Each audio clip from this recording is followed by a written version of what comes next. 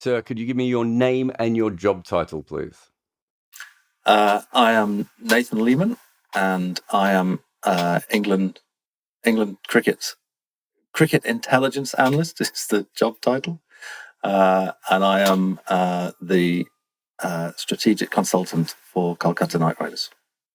I love the way that you almost laughed saying your own job title. It's absolutely perfect way to start this. You have written a new book, and we are going to go all the way through it. And we're going to start with a chapter called "Why Indians Don't Bat Left-Handed." But before we get to that, I mean, that just feels like a blog piece from 2009. That title, you're absolutely destined to get a lot of hits there. But before we get that, can you take me through the history of left-handed batters in Test cricket, please? So, for whatever reason, when Test cricket first started, there were no left-handed batsmen as such. So, for about the first 20 years, all of the innings played by left-handers were essentially by bowlers, and then you get the first left-handers arrive in Test cricket, and from that moment onwards, the sort of the base level of left-handed top order batsmen runs at between 15 and 25%, and it bounces up and down with a bit of noise in the numbers, but that's the sort of the background level of left-handed batting in Test cricket up until the 90s. And so I haven't studied the batters very much because I've been very fixated with left-arm fast bowlers over the last couple of years. So what I know of left-arm fast bowlers is, again, there was not a lot of them. And the big difference I always thought with left-arm fast bowlers, so you just talk about the batters being between 15 and 25%, but that's still that's more than the amount of left-handers that they were in society at that point. Whereas with left-arm fast bowls, it seemed for a long time, it actually carried the level of the percentage of left-handed people in cricket. And then we basically had this big boom in around the 1980s. Wasam Akram burst a lot of left-arm bowlers around the world, if you want to be a little bit dramatic with it.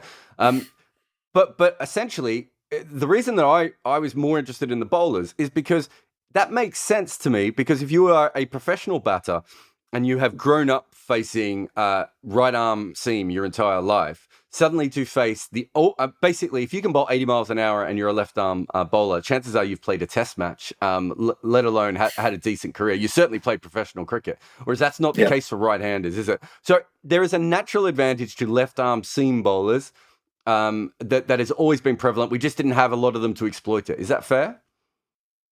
Yes, absolutely. And I think the difference between batsmen and bowlers is that most bowlers bowl with their dominant hand. So there are exceptions. There are Samat Patels who throw right-handed and bowl left-handed, but they are a very small percentage of bowlers. Whereas there are a lot of right-handers who bat left-handed, and there are some naturally left-handed people who bat right-handed. So I think that sort of 15 to 25% reflected the rough percentage of people in cricket who batted left-handed, regardless of what their dominant hand was. And if you look at the number of bowlers who bat left-handed, then the figure is still about the same. So the change has come in batsmen who bat left-handed, and it's exacerbated at the top levels. And in terms of bowling, you're exactly right. They've always had a natural advantage, and now they're overrepresented as they are in lots of sports. And so just to stick with the bowlers for a minute, that advantage is really obvious to me. But if you could explain anticipation skills for me. Yes. So the analogy I usually use is to say, let's take a really good schoolboy player or a really good club player, and you put them in a batting net, and you put a bowling machine against them, and you crank it up to 80 odd miles an hour. They'll do better than you expect, because you need good hand-eye coordination and reasonable technique. And very good club players, very good schoolboy players have got that. You put a test batsman next to them in the next net against a similar bowling machine, and you'd be surprised that there isn't more difference, because all test players have got good hand-eye coordination and decent techniques, and they're probably better. They probably look better than the schoolboy player, but there isn't the difference you would expect given the difference in their levels. Take the bowling machines away and put a test bowler in each of those nets, and suddenly there's a chasm in terms of how the two, the schoolboy can't put bat on ball, and the test player, he's not making it look easy, but he can cope. And that's because a lot of what makes the test players special, which makes the professionals special, happens before the ball comes out of the bowler's hand. And that's their ability to get cues and get tells on the line and the length of the ball and what type of delivery it's going to be before it comes out of the hand. Because at the speeds that you're talking about for professional fast bowlers, you don't have time to ball track. You don't have time to watch the ball come out of the hand, work out where it's going to go, and then decide what shot you're going to play. Those decisions have had to have been made or be being made and being refined as the ball is coming out of the bowler's hand. And that's the skill that your club players and your schoolboys don't have, because they haven't faced the requisite amount of bowling at that speed, and they haven't learned to do it. And the advantage that left-handers have as bowlers is that batsmen have learned those reflexes and those hardwired skills against bowling which is 90% right-handed. And we know in cricket that if we do, they call them temporal occlusion studies, where you show footage and you stop it as the ball's released, and get the batsman to watch that and predict where the ball is going to go. And we know that batsmen, even elite batsmen, are less good at predicting where the ball will go against left-handed bowlers than they are against right-handed bowlers. And this is repeated across a range of sports. Tennis, baseball, table tennis. Players are less good at predicting where the ball will go against left-handed opponents than they are against right-handed opponents.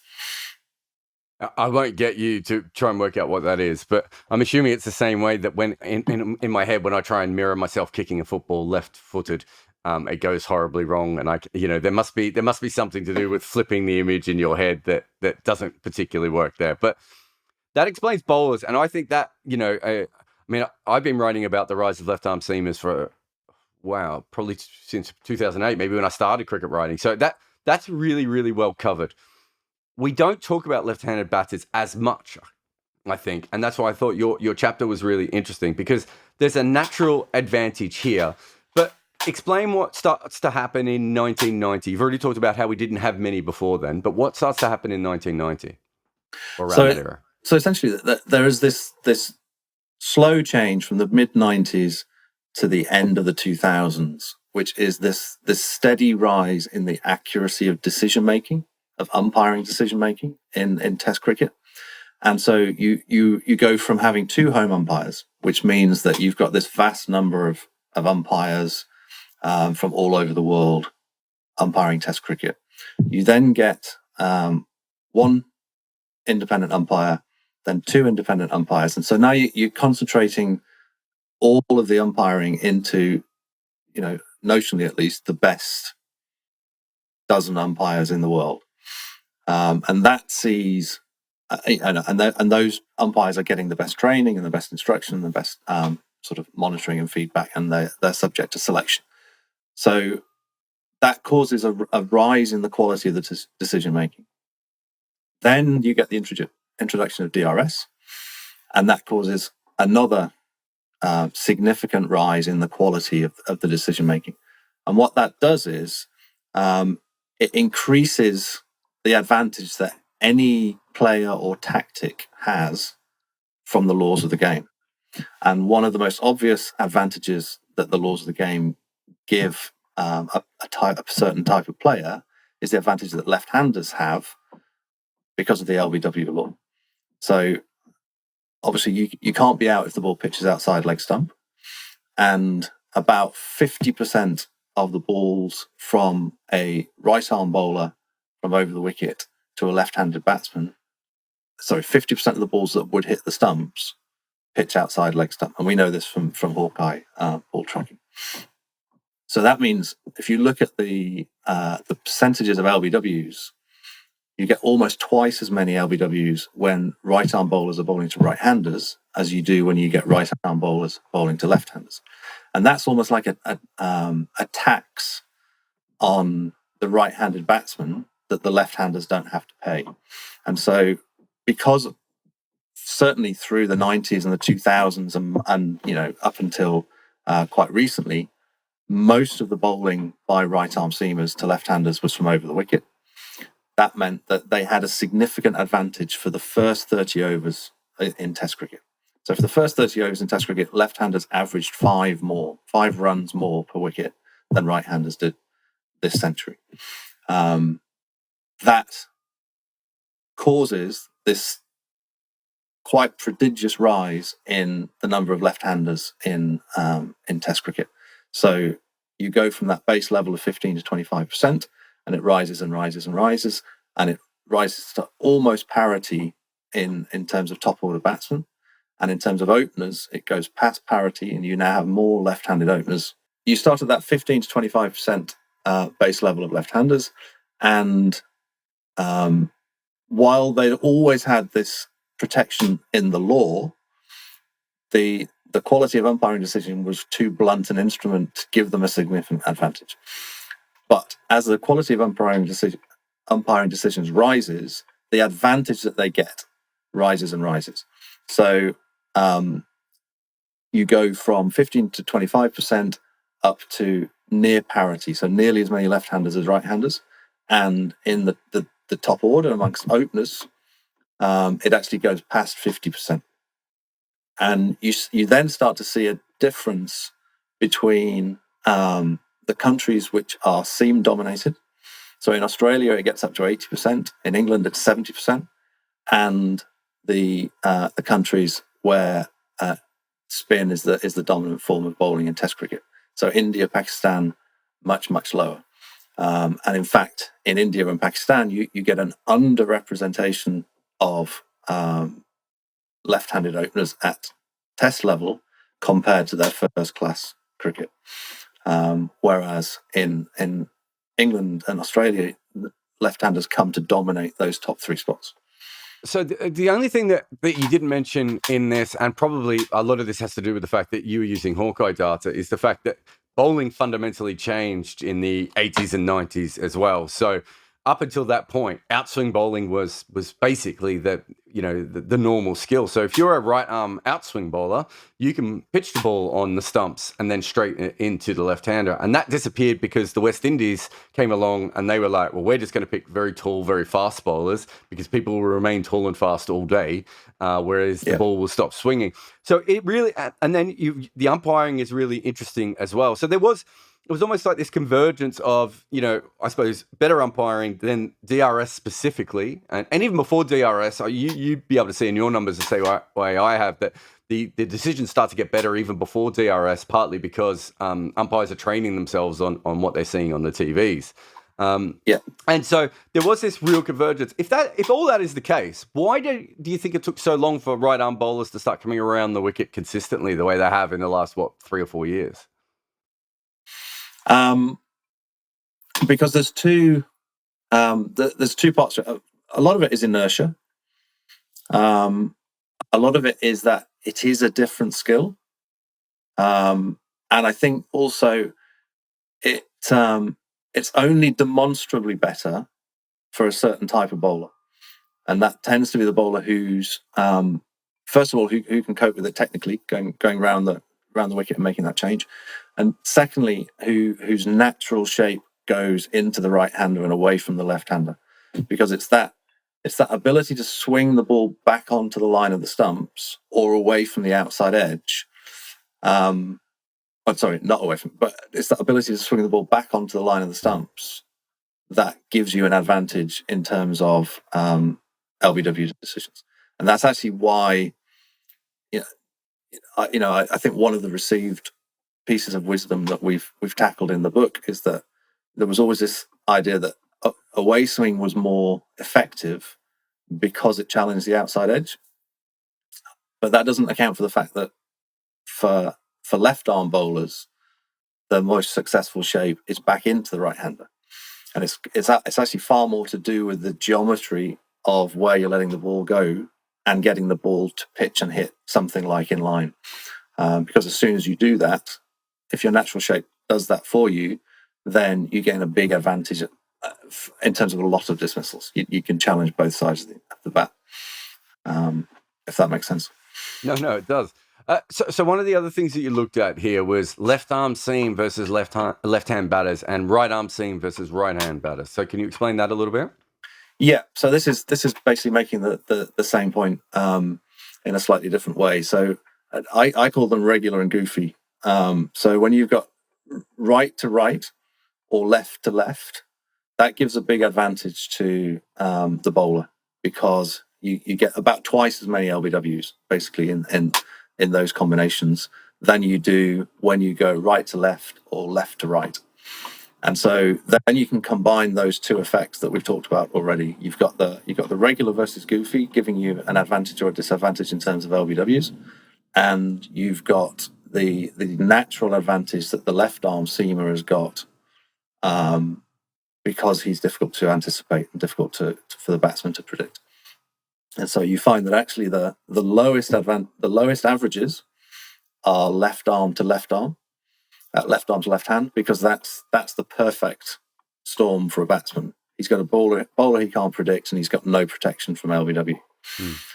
And the highest averages are for left-handed batsmen against a right arm bowler, because there he's got a bowler he can predict, and he's got the protection of the LBW. And then the left to right and the right to right come out about evens. One of the interesting things, I think there'll be people listening to this going, well, okay, you take LBW away, but it doesn't make that big a difference. But so my biggest theory in Test cricket over the last 10 years has been, if you can take one dismissal away, you can go from averaging 45 to maybe 55.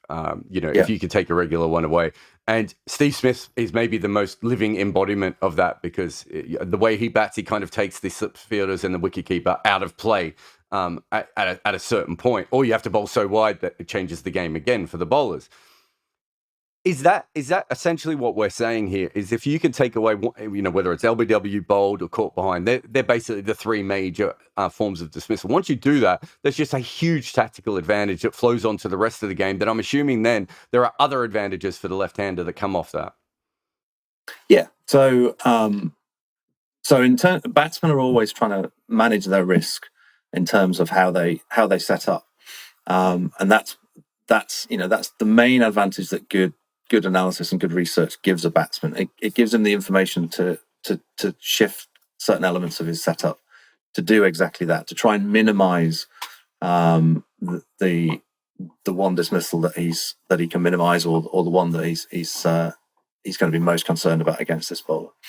And that's the genius of Smith's method. And at the moment you're seeing a lot of batsmen in English county cricket trying to copy that, because it forces the bowler to abandon one of those modes. Like you say, they either have to abandon the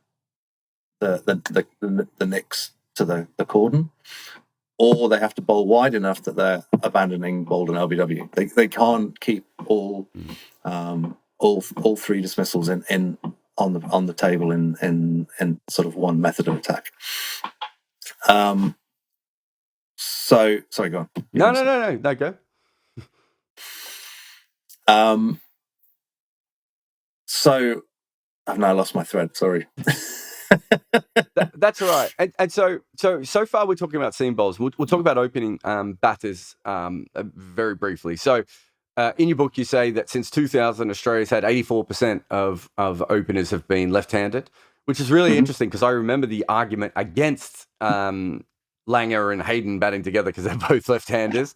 So many people didn't like that. And this is in Australia, which is the most left-hand dominant batting culture ever. And I've always felt that, and I'd never looked it up. So it was great to be able to read that in your book. But then you see the other side, which I found really interesting, was Pakistan. And we will get to India in a moment. But Pakistan, 52% of their openers have been left-handed, and 5% of the rest of the order. Yeah.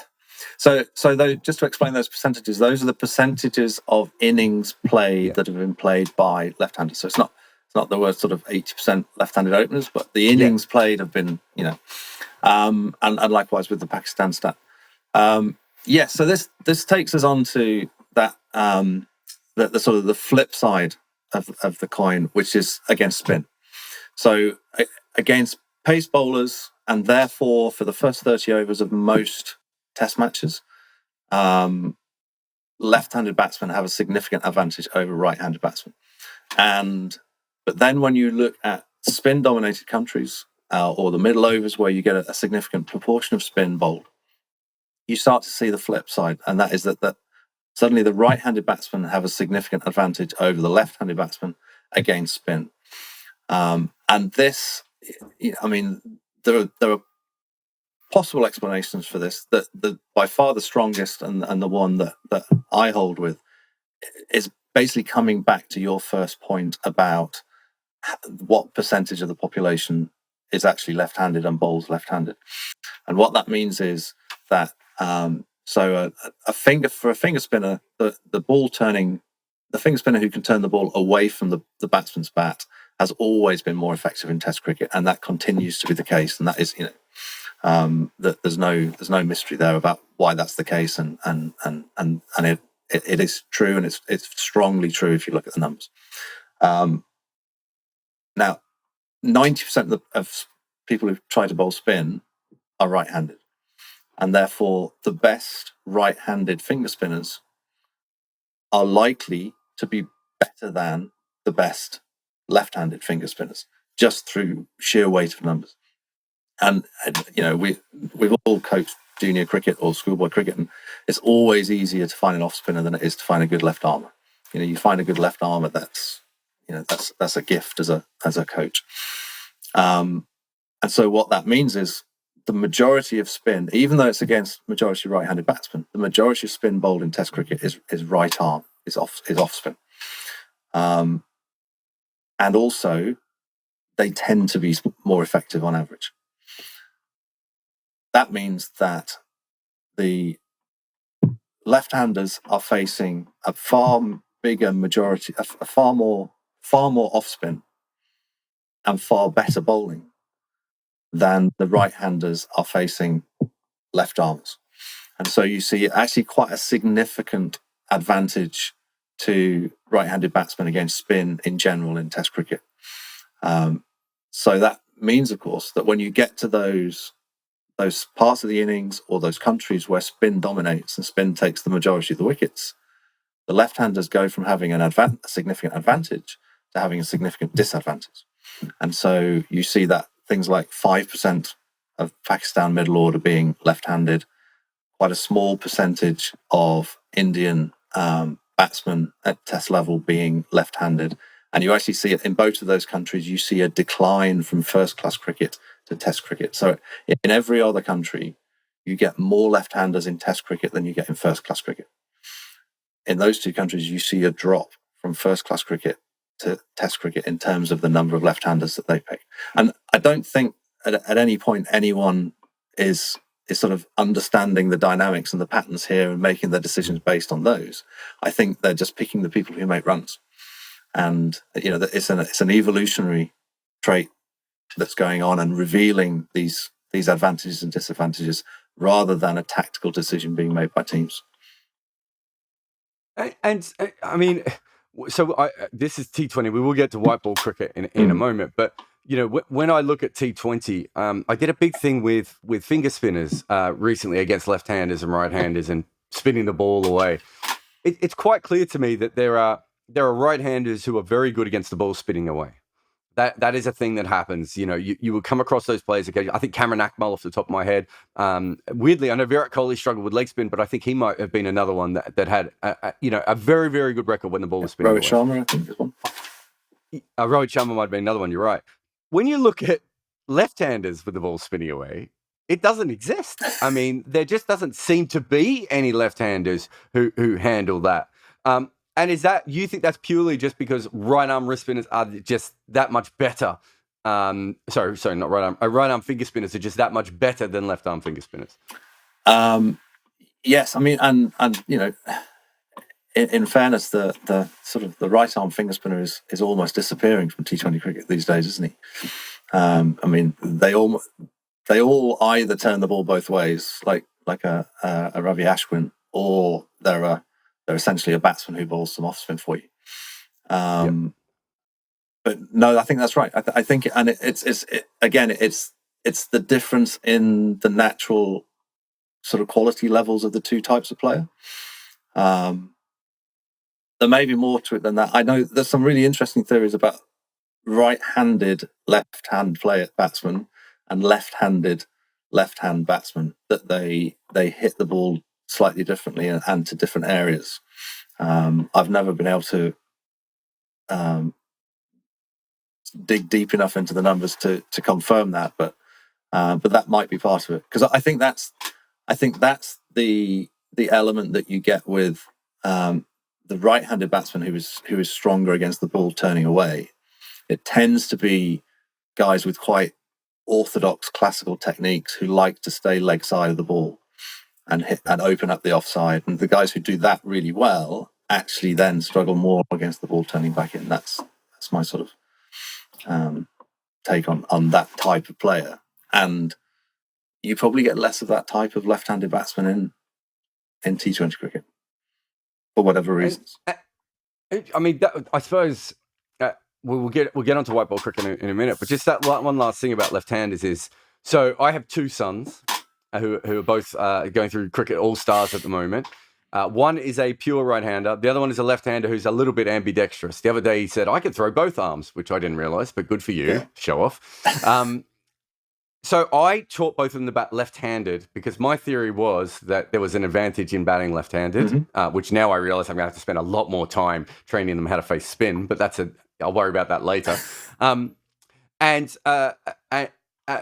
also for the right-hander, I just figured that I don't think we're 100% sure which we have decided that one side is right-handed, one side is left-handed, but we have a two-handed grip in cricket, and also the hand that is stronger is the other one. So is that?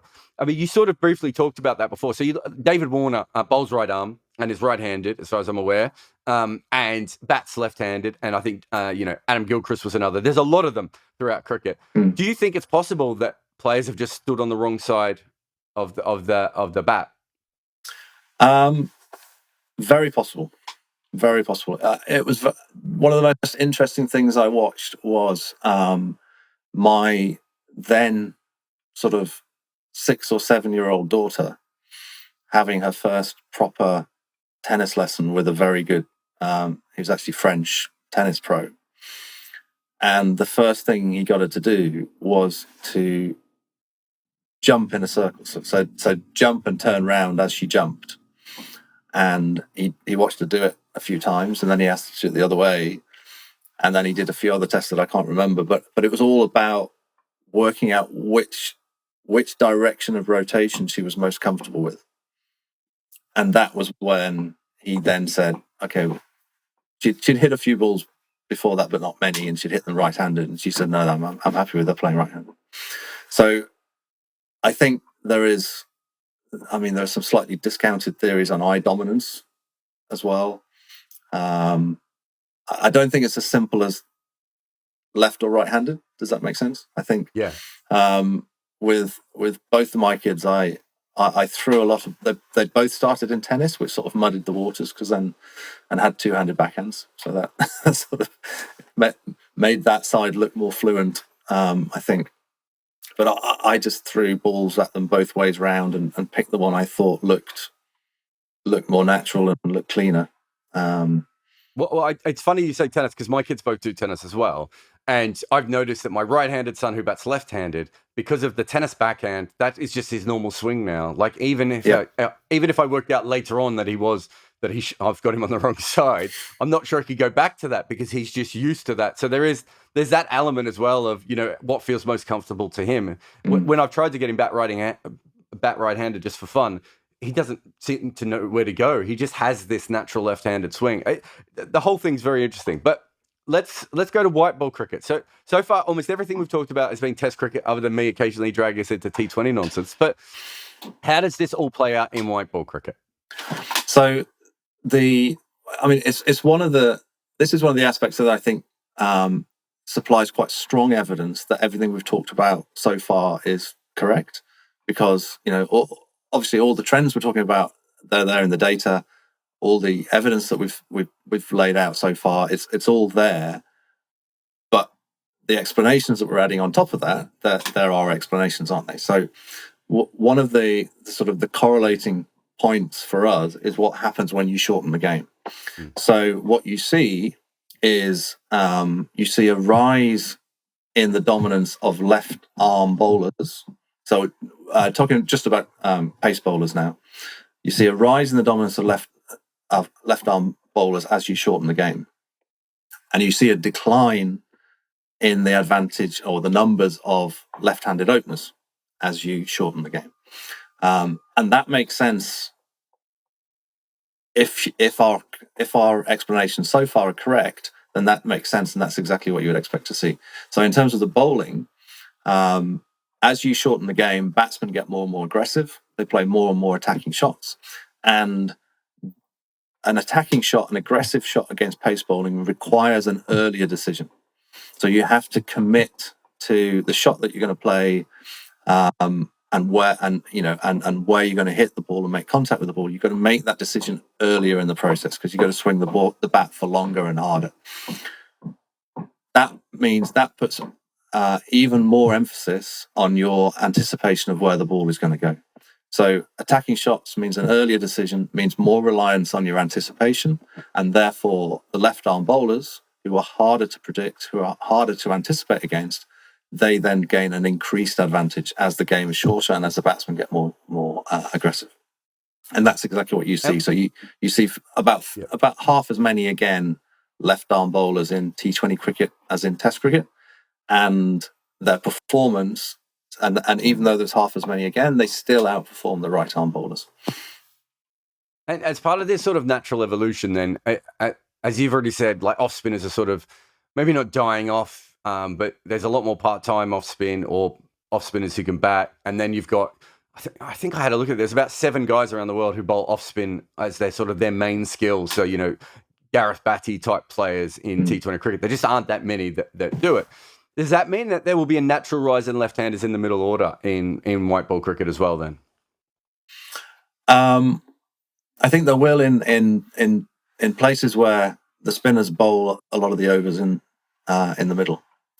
So I think I was at Multan in the PSL a couple of seasons ago, and we realised that there basically wasn't an off spinner at the PSL.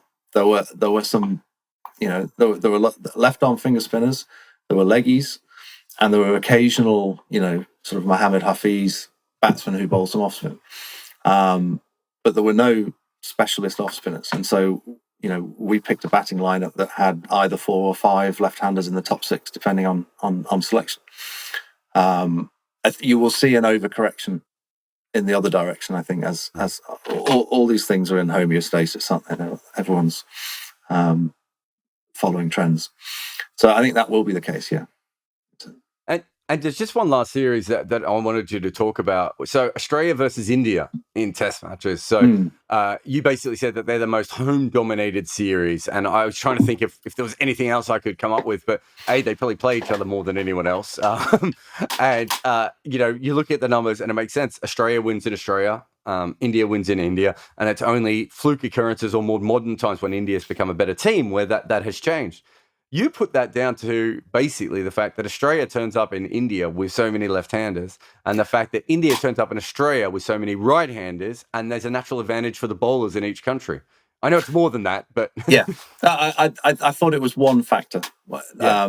I mean that there are the extremes of the sport in terms of conditions. You've got probably the most seam-dominated country and the most spin-dominated country. And therefore they're always going to struggle to win in each other's backyard. But one of the sort of the corollaries of that is that you often see 4 out of the top 6 left-handers in Australian batting lineups, and India, have actually put a top 8, all of whom are right-handed, on the field in Test cricket. So that certainly doesn't doesn't help, and it only makes the job harder.